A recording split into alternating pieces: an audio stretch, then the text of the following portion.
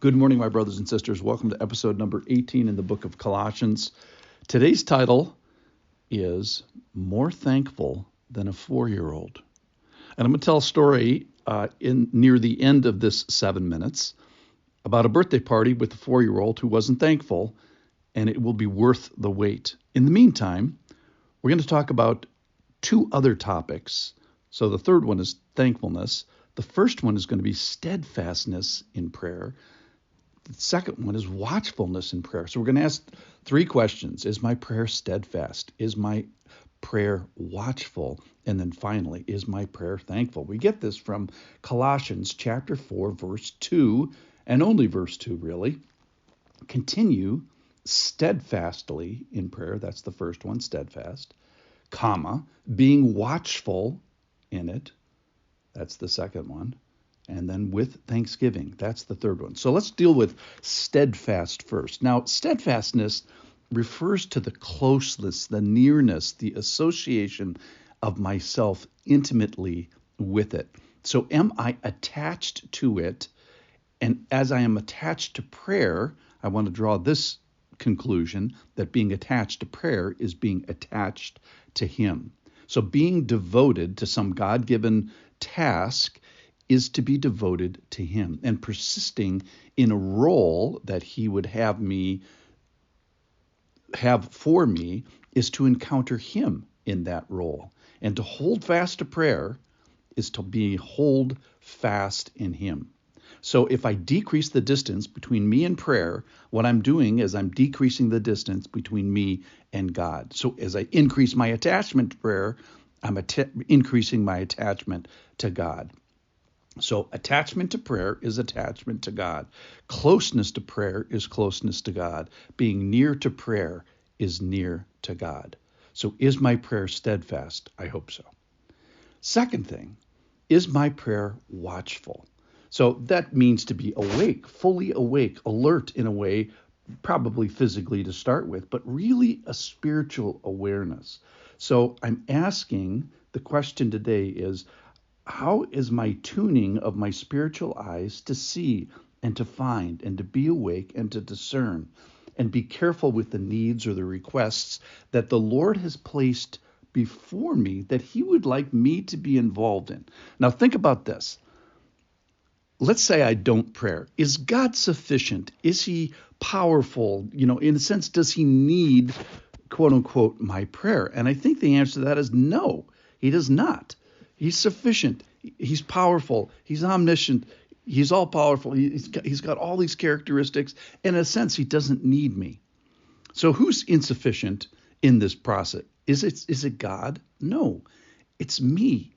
And yet, He has something for me. He has a topic or a person or a sector that I'm responsible for, an area of responsibility that He has asked me to participate in and communicate Him with. And so in a sense, He's been inviting me and He's giving me this privilege, and I just need to be aware of it and awake for it.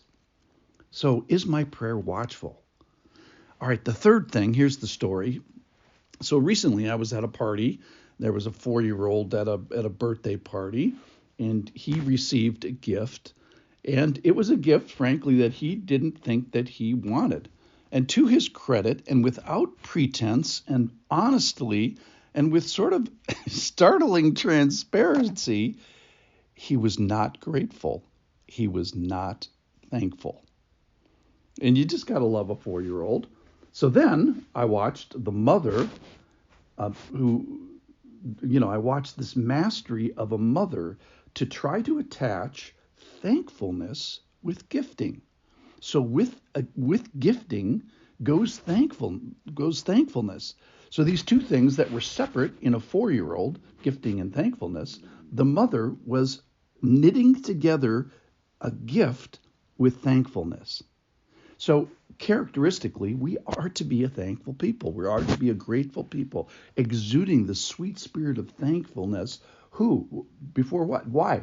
Because we have a generous Creator. So we're supposed to be thankful because, why? Because He's given us a lot to be thankful for. He's given us all these gifts. So If God wasn't like he is, in a sense, we'd be off the hook. We wouldn't have to be thankful if we didn't have this creating, generous, loving, faithful, saving, sacrificing God. If God didn't do all those things, and his character wasn't what it is, and his behavior what it is, we would have sort of be off the hook. We wouldn't have to be thankful because he isn't a gifter. But that's not true. So my thankfulness is founded on the character and characteristics and behavior of God.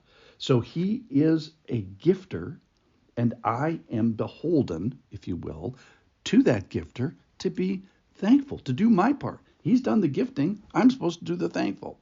So today I'm acting as that mother, and I'm waking us up to say, hey, we are greatly gifted. So number one, stop being ungrateful. Secondly, start by being aware of the gift and then the gifter, and then reattach or attach for the first time thankfulness with the gift. He's gone out of his way for us. He's been thinking about it. He's given us his presence. He's sacrificed. So let's attach our thankfulness with all the gifts that the Creator has given us. In a sense, what I'm charging us with is let's be better than a 4-year-old. Let's be more thankful than a 4-year-old because we're more aware of the gifting of the Lord. All right, so 3 things today. Is my prayer steadfast? That is, being close to prayer is being close to God. Being near to prayer is being near to God. Is my prayer watchful? God has something for me in prayer. He's given me something to pray for, something that he's invited me to participate in for some incredible spiritual reason. And I should keep my eyes open for that. And then finally, let me be more thankful than a 4-year-old. Let me attach thankfulness and gratefulness to the wonderful gifts that God has given. Let's go today, and with an eye to the Lord, with a watchful eye and a closeness with the Lord, let's be more thankful than a 4-year-old. Thanks for listening.